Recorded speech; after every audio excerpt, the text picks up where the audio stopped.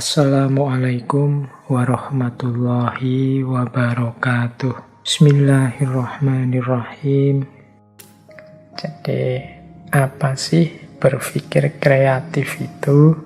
Berpikir kreatif adalah satu keterampilan, yaitu satu proses yang menghasilkan ide-ide, gagasan-gagasan yang baru. Jadi kemampuan berpikir kreatif kita terbukti dengan munculnya inisiatif-inisiatif, ide-ide, gagasan-gagasan, solusi-solusi, kemungkinan-kemungkinan yang baru.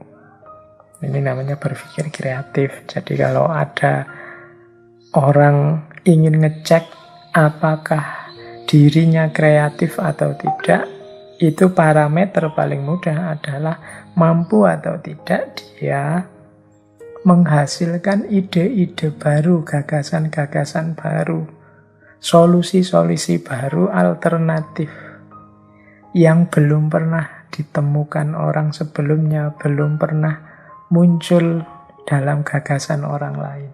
Ini namanya berpikir kreatif. Nah,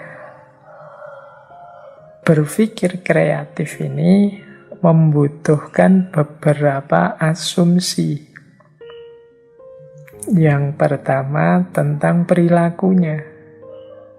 Untuk bisa berpikir kreatif dibutuhkan orang yang punya perilaku menerima perubahan, siap menghadapi kemungkinan-kemungkinan, dan fleksibel dalam pandangan. Ini perilaku orang yang berpikir kreatif. Berarti apa loh? Orang yang tidak mau menerima perubahan, orang yang tidak siap menghadapi lahirnya kemungkinan-kemungkinan baru yang mungkin berbeda dengan yang dia kenali, dia ketahui selama ini, atau orang yang tidak fleksibel, orang yang kaku dalam berpandangan, sulit untuk masuk ke ranah berpikir kreatif ini. Disinilah nanti letaknya, akarnya yang sering kita sebut sebagai kejumutan. Kejumutan itu kekakuan, kebekuan.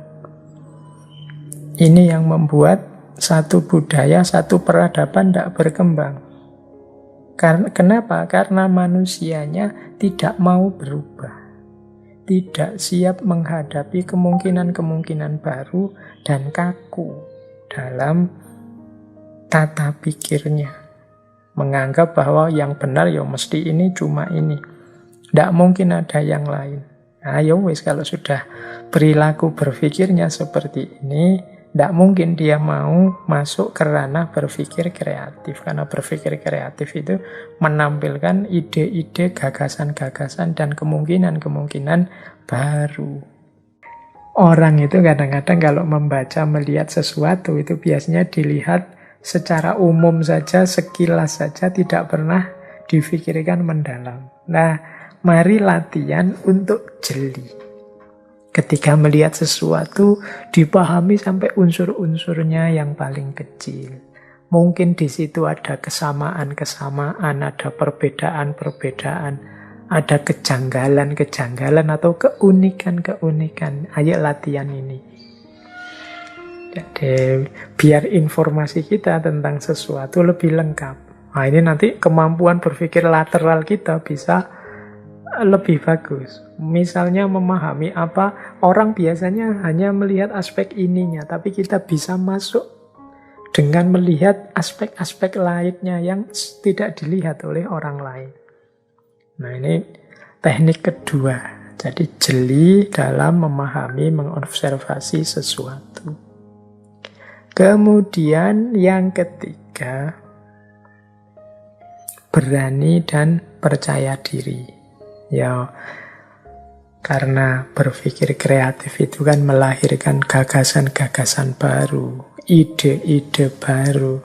Tentunya butuh keberanian dan kepercaya dirian. Orang yang tidak percaya diri ya tidak mungkin mengeluarkan gagasan-gagasan otentik, original yang baru. Orang penakut juga tidak mungkin.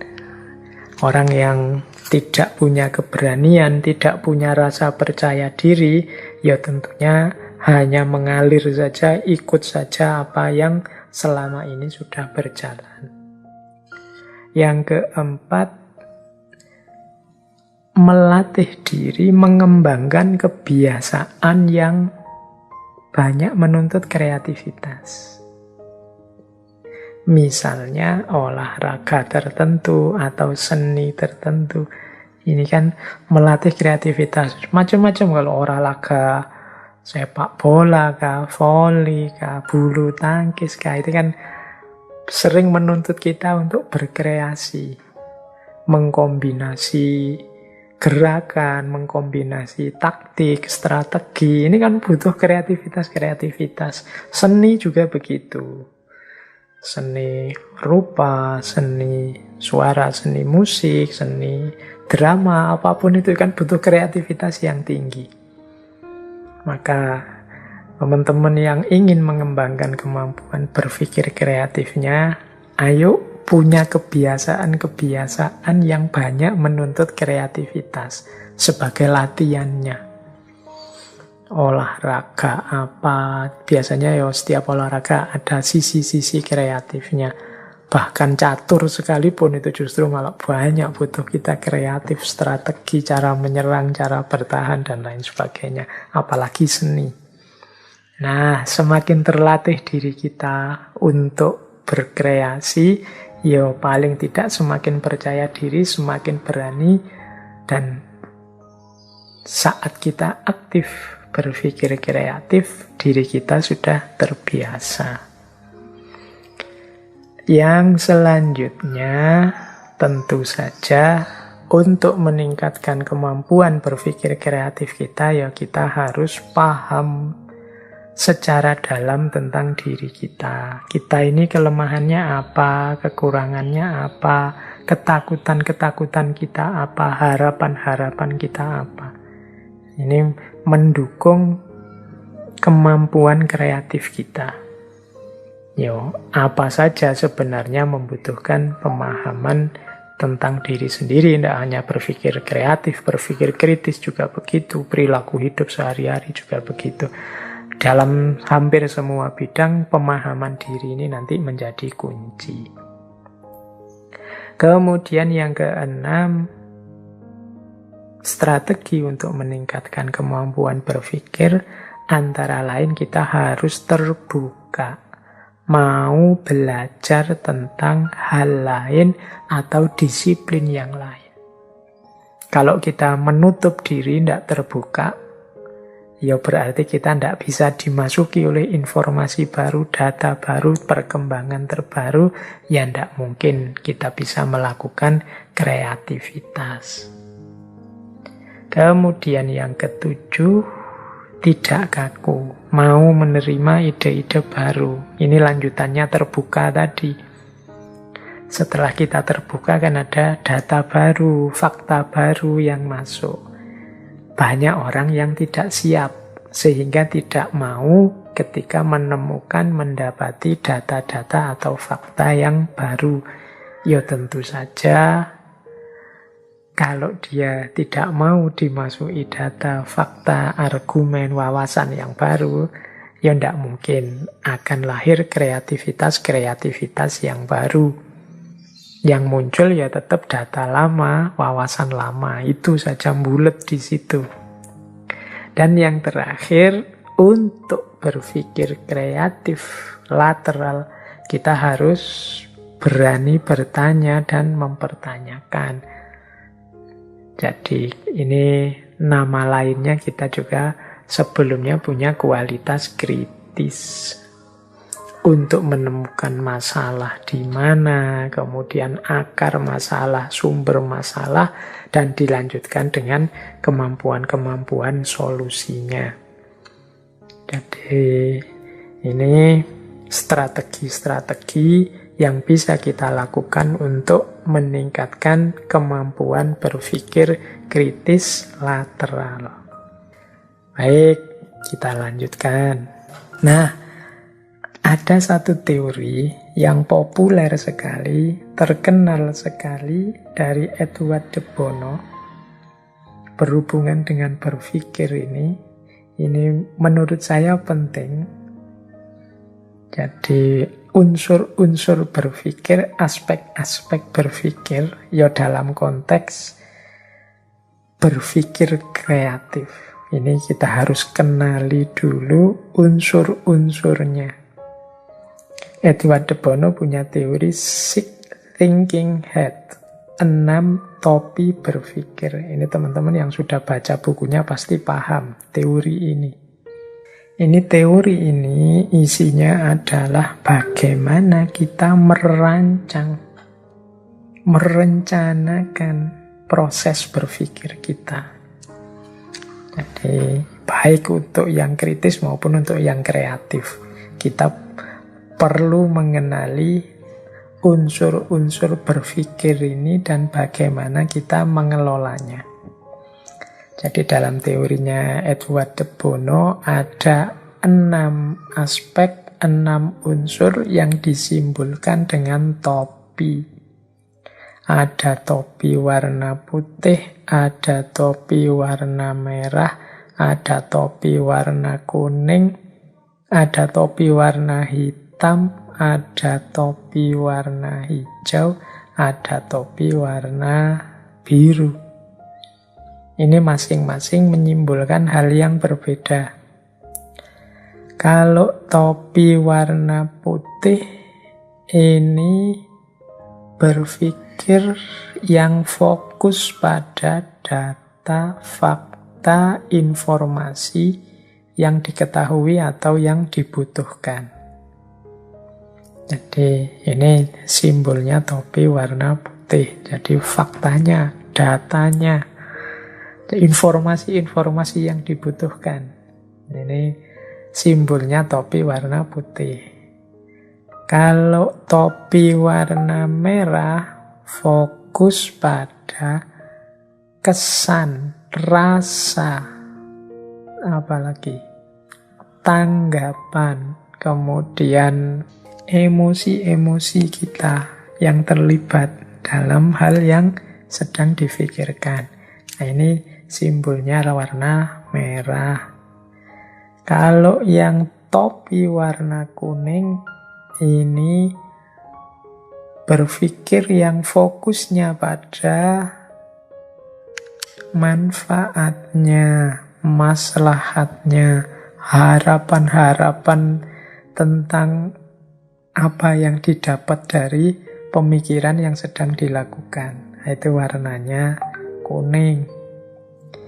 Kemudian kebalikannya warna hitam. Kalau yang warna hitam ini fokus pada aspek kesulitan-kesulitannya, problem-problem yang mungkin dihadapi, masalah-masalah yang mungkin muncul dari pikiran tadi. Itu simbolnya topi warna hitam.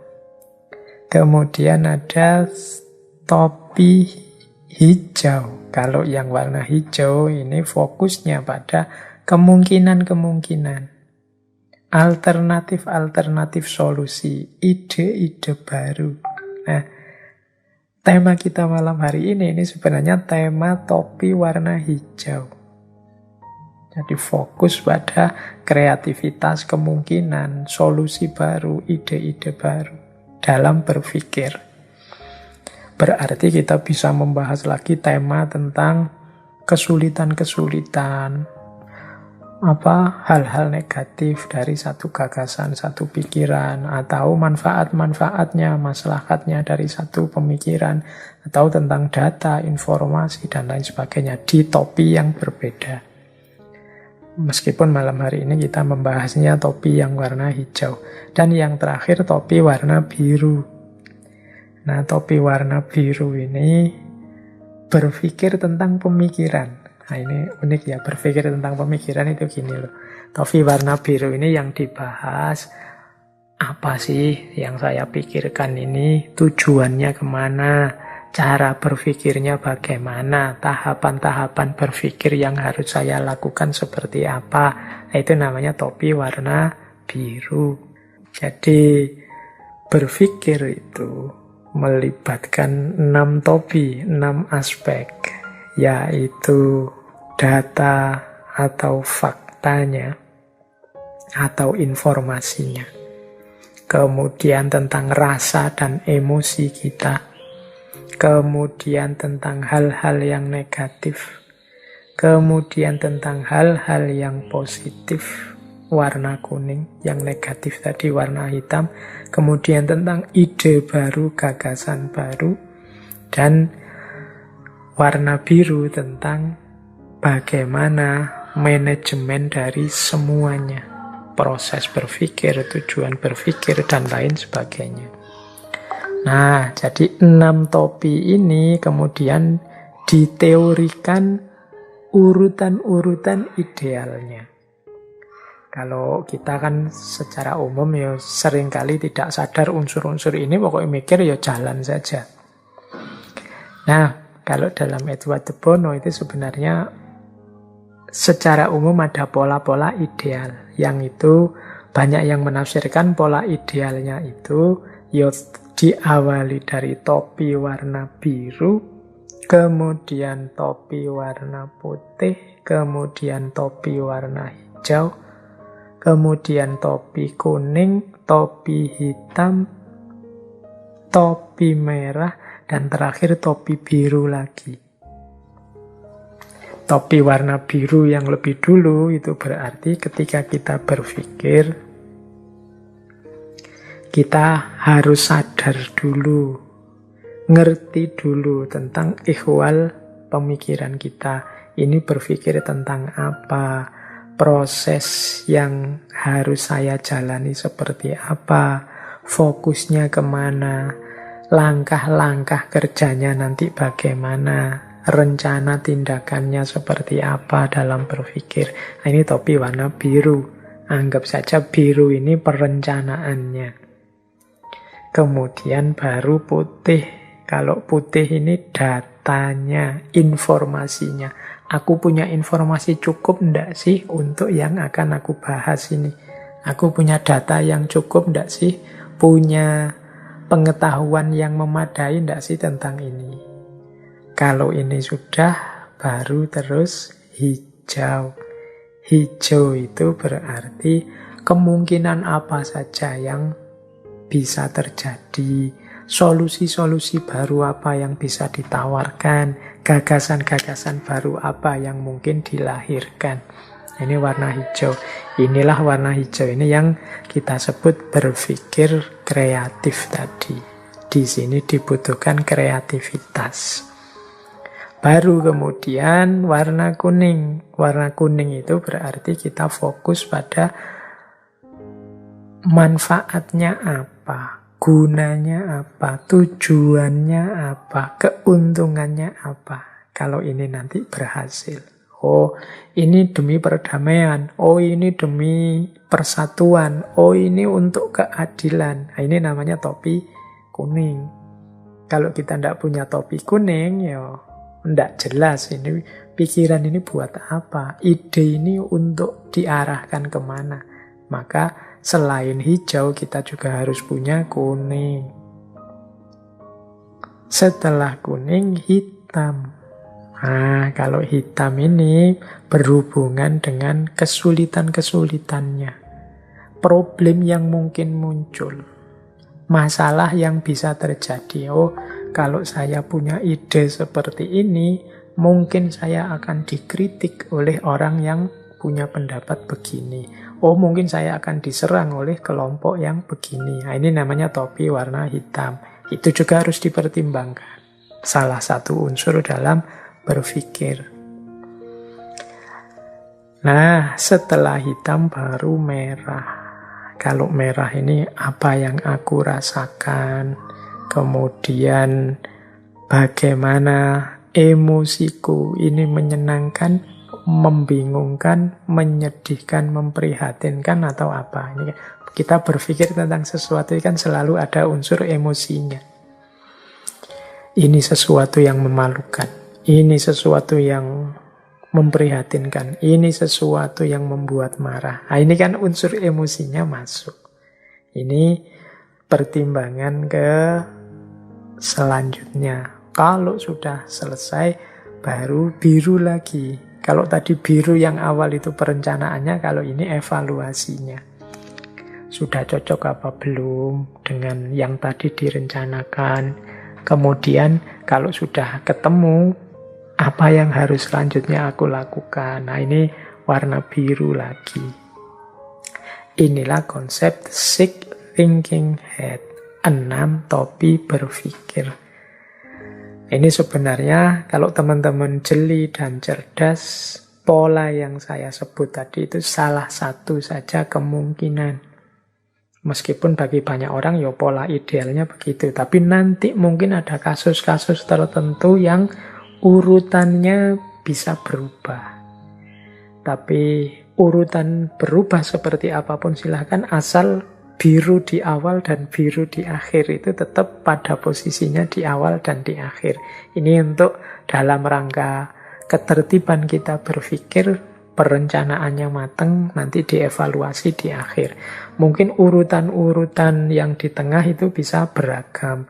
Mungkin ada kalanya kok malah merah dulu, karena ini diawali dari emosi dulu, diawali dari kemarahan kita dulu, atau keprihatinan kita dulu, atau rasa malu dulu, baru kita mencari datanya. Atau diawali dari kuning dulu, ini ada keinginan yang menggebu untuk mencapai satu target.